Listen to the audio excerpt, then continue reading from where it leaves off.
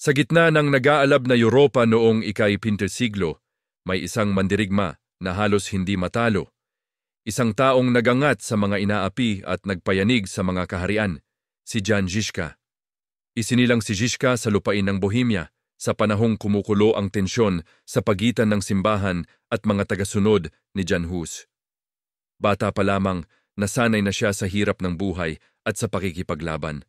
Ngunit ang kapalaran niya, inagbago nang sumiklab ang Hussite Wars. Isang digmaang nagmula sa pagnanais ng mga tao para sa reforma at katarungan. Kahit na isang mata lamang ang malinaw na nakakakita, si Žižka ay naging simbolo ng katapangan.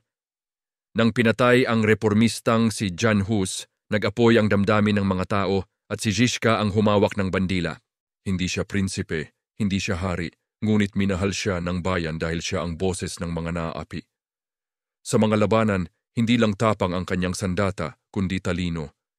Siya ang nagpasimula ng paggamit ng war wagons, mga karwaheng may baril at pana, ginawang parang mobile fortress.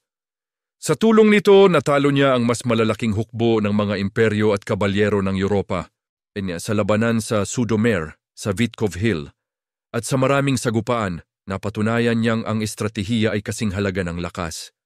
Sa paglipas ng mga taon, lalo pang humusay si Žižka, kahit tuluyan siyang nabulag. Ngunit kahit wala ng paningin, hindi nawala ang direksyon ng kanyang puso. Patuloy niyang pinamunuan ang kanyang hukbo, nagbibigay ng pag-asa sa Bohemia at nagiiwan ng aral.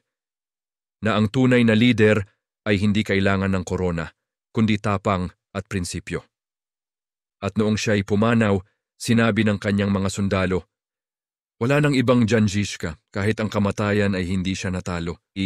Yan ang dahil ang kanyang pangalan ay nanatili, isang alamat ng estratehiya, tapang, at rebolusyong hindi na mapipigil ng anuman, kahit ng pagkabulag."